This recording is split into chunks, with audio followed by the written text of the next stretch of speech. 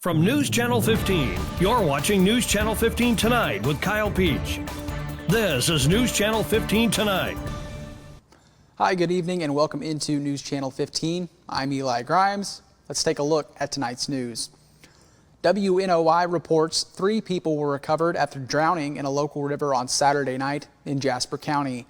According to the Jasper County Sheriff's Department, just after 5 p.m. on Saturday, dispatch received a call of a possible drowning of multiple individuals in the Embarras River, just northwest of St. Marie.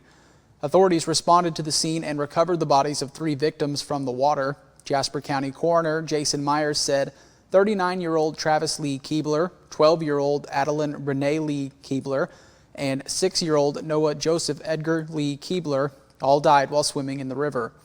Over a dozen local agencies and 40 to 50 individuals responded to the scene, including the Crawford County Rescue, Vincennes Township Fire Department, the Illinois Department of Natural Resources, the Wade Fire Department, Jasper County Ambulance Service, Jasper County EMA, Oblong Fire Department, the Crooked Creek Fire Department, as well as the Dietrich Fire Department, the Greenup Ambulance Service, Jasper County Coroner, the Montrose Fire Department, the Newton Police Department, and the Robinson Fire Department. In area arrest reports, WRUL says Carmi police conducted a traffic stop on Thursday, during which 1 individual was arrested and 2 others received citations. According to that report, the reason for the traffic stop was that the vehicle was not using its headlights or taillights. That the driver, Morganfield, Kentucky native Braden Overfield, was cited for driving while license suspended and possession of cannabis in a vehicle by a driver. A passenger, Christian Jolly of Carmi, was placed under arrest by the Carmi police due to a failure to appear on a warrant for a 2022 theft charge. Jolly was also cited for illegal transportation of alcohol and possession of cannabis in a vehicle, both by a passenger. Lastly, another passenger, Haley Thompson of Mount Vernon, Indiana, was cited for unlawful use of a weapon. Each person has a first appearance scheduled for July 29th at 9 a.m. WRUL also reports a Carmi man is behind bars after local police picked him up on an active White County warrant on Friday morning.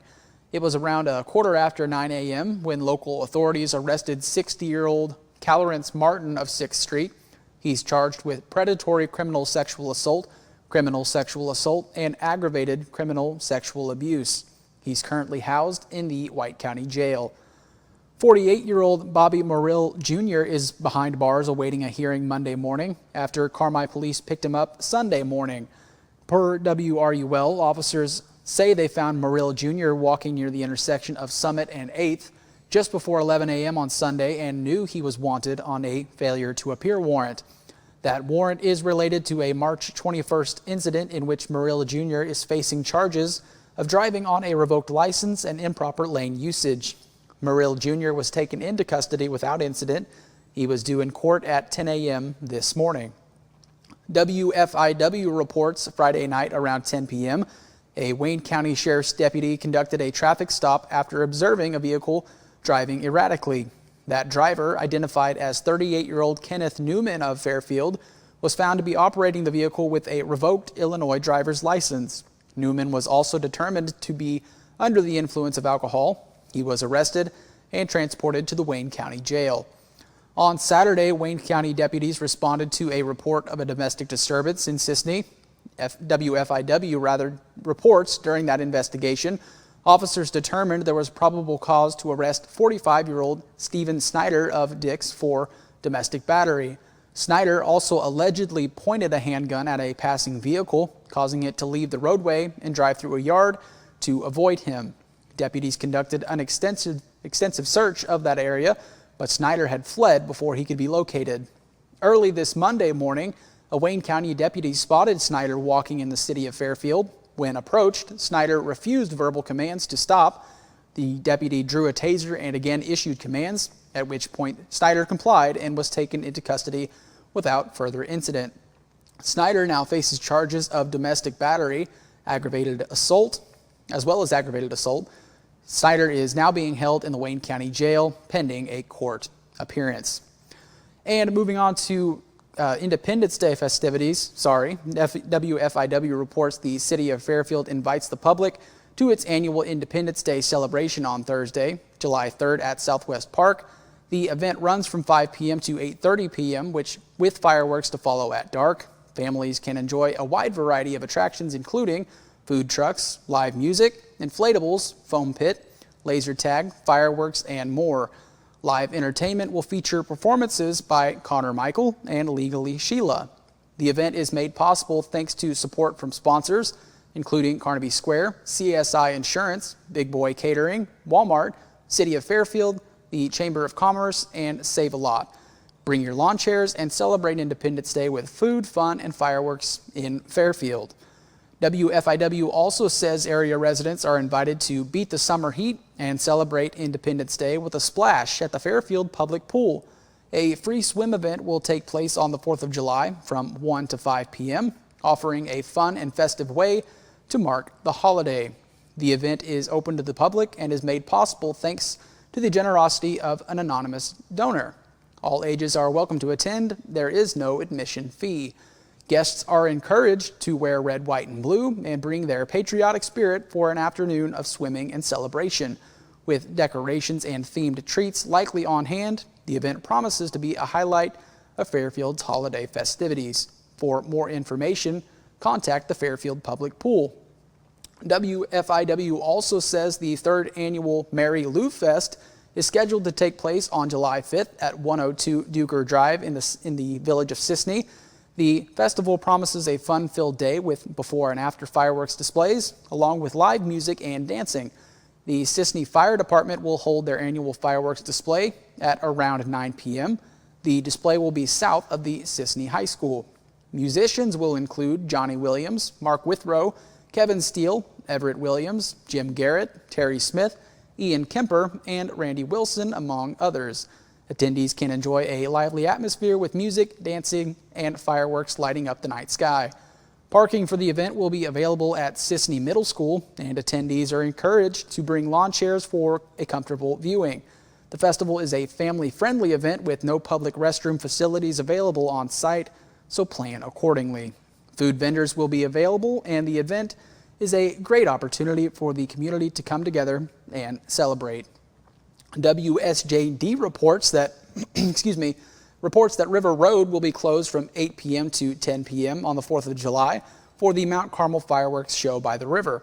Mayor Joe Judge also mentioned that vendors will be on School District number 348 property along Aces Way across from Riverview Stadium for the fireworks. The fireworks are scheduled for 9 p.m. Our graphics got mixed up here, but that's okay. WNOI reports the annual gas tax increase is about to kick in tomorrow. The automatic motor fuel tax increases to account for inflation. Currently, Illinois residents pay the second highest gas tax in the country, behind the state of California. The gas tax is now 45 cents per gallon, but on Tuesday it will go up to 48.3 cents per gallon. The average car holds between 12 and 16 gallons of gas, meaning drivers should expect to spend between 0.24 and 0.32 cents extra at the pump. The motor fuel tax will account for a range of $5.76 and $7.68 in taxes per full tank of gas on average. The tax on diesel fuel rises from 52 cents to 55.8 cents per gallon. That does it for news, Stick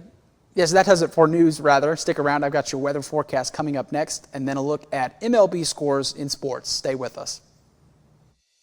Life doesn't slow down for busy families. From early practices to late night games, every moment matters. That's why First National Bank offers online tools to fit into your schedule no matter how hectic it gets. From mobile banking to quick check deposits, First National Bank makes it easy to keep up with life and stay on top of your finances. No matter the schedule, First National Bank keeps you in the game. Equal housing lender, member FDIC.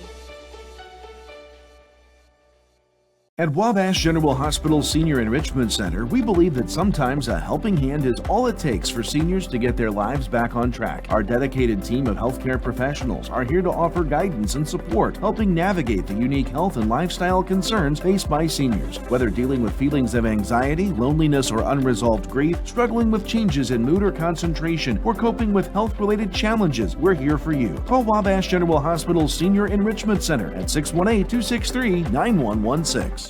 Welcome back to News Channel 15. Let's take a look at your weather forecast. Putting this radar in motion, nothing really to speak of except for a few pop-up showers to our east.